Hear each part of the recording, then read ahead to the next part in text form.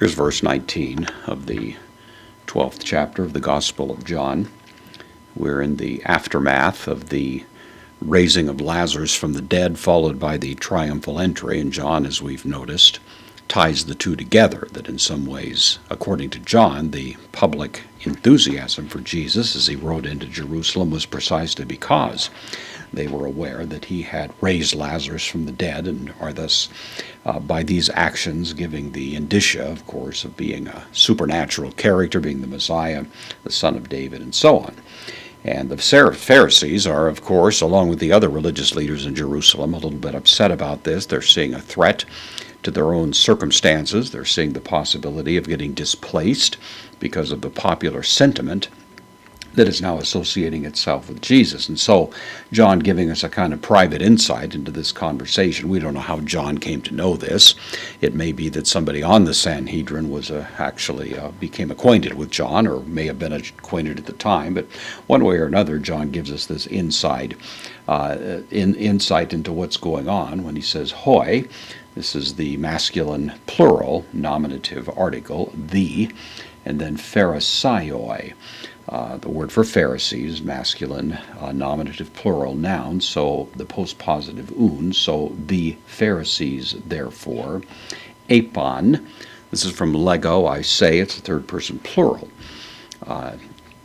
Aorist active indicative, it's sometimes spelled with an omicron there, it can go either way. This is more of a first aorist construction as opposed to the second aorist that we would find using omicron. But either way, there's no difference in the meaning.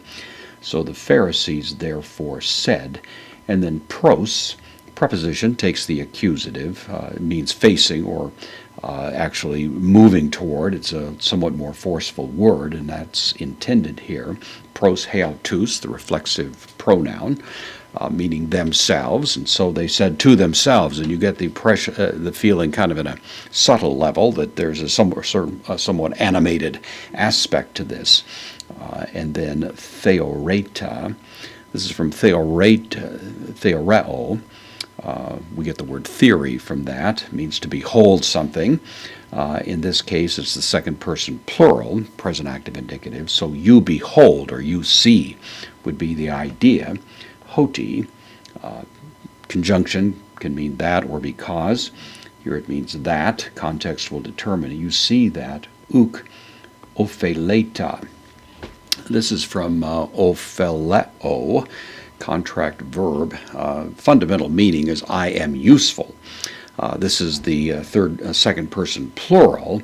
And so it is, in a sense, saying you are not useful. It's negated here. You are not useful with respect to anything, or you are profiting nothing, would be the idea. It's translated various ways. But the fundamental idea is you see that we're not accomplishing anything, that we're not getting any headway in connection with this character who is, of course, arousing such public acclaim and such a loyal following that seems to be attaching themselves to him. And that's really the force of what we see here. Ida, this is an indeclinable interjection. You see, it's behold is the idea. And then hokosmos, a rather sweeping idea. The world is the meaning of it. And then opisu, this is a improper preposition, as it's called.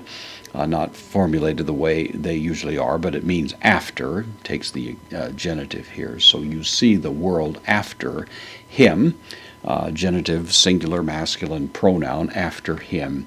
Apealthin from aperkamai, goes away. This is the third person singular with the singular noun kosmos. So third person singular, aorist active indicative. It goes away after him. So you can see that you're not accomplishing anything, that all of our designs and plans, which we had in mind to try to prevent this fellow from getting the kind of traction that he's getting in the community, is availing nothing, is the notion. Look at how the whole world's going after him. And you can see, of course, the frustration in these leaders is going to keep building toward the atrocity, the crime that they will eventually commit against Jesus.